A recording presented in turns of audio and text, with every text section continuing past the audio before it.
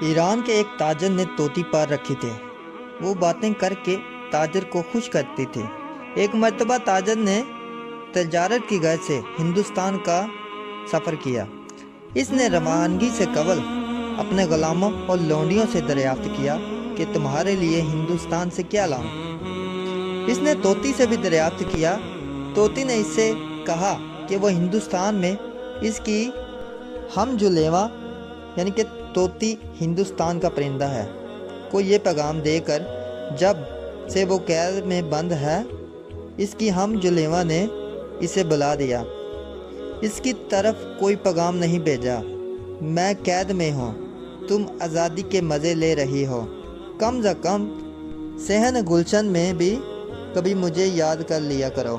اس تاجر نے ہندوستان میں چند طوطیاں ایک جنگل میں دیکھیں تو ان کو طوطی کا پیغام پہنچایا۔ اس نے دیکھا کہ ان میں سے ایک طوطی کانپنے لگی اور پھر گر کر ہلاک ہو گئی۔ اس تاجر کو دیکھ کر بڑا دکھ ہوا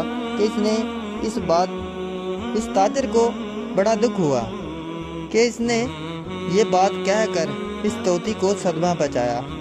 بعض اوقات گفتگو سے خاموشی بہتر ہے جو فساد اور معاشرہ میں اضطراب پیدا کرے۔ تاجر وطن واپس آیا۔ اس نے سب سے پہلے ان سب کو تحائف دیے۔ طوطی نے اس سے دریافت کیا کہ کیا تاجر نے اس کا پیغام طوطیاں تک پہنچایا تھا۔ اس نے کہا کہ میں نے جنگل میں طوطیاں کو یہ پیغام پہنچایا تھا، مگر مجھے بہت افسوس کہ ان طوطیوں میں سے ایک طوطی یہ پیغام سن کر کانپنے لگی اور درخت سے گر کر ہلاک ہو گئی۔ پنجرے میں بند طوطی نے جب یہ سنا تو وہ بھی پنجرے میں گر گئی اور مر گئی۔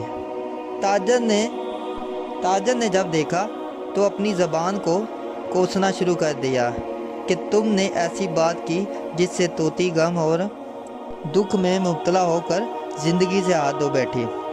آخرکار اس نے پنجرا کھول کر طوطی کو باہر پھینک دیا، لیکن اس نے دیکھتے ہی دیکھتے وہ طوطی اڑی اور شاخ پر جا بیٹھی۔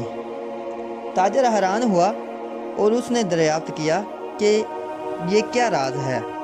طوطی نے اس سے بتایا کہ ہندوستان کی طوطی نے درخت سے گر کر اسے پیغام دیا تھا کہ اگر آزادی چاہتی ہے تو یہ عمل کرو، قید سے آزاد ہو جاؤ گے۔ میں نے اس کے پیغام کو سمجھا اور اس پر عمل کیا۔ تیری جس صفت نے تجھے قید کرایا ہے اسے ترک کر دے، آزاد ہو جائے گا۔ جس نے اپنے حسن کو چھپایا مراد پا گیا، جس نے حسن کو بے نقاب کیا سینکڑوں آفتوں میں پھنس گیا۔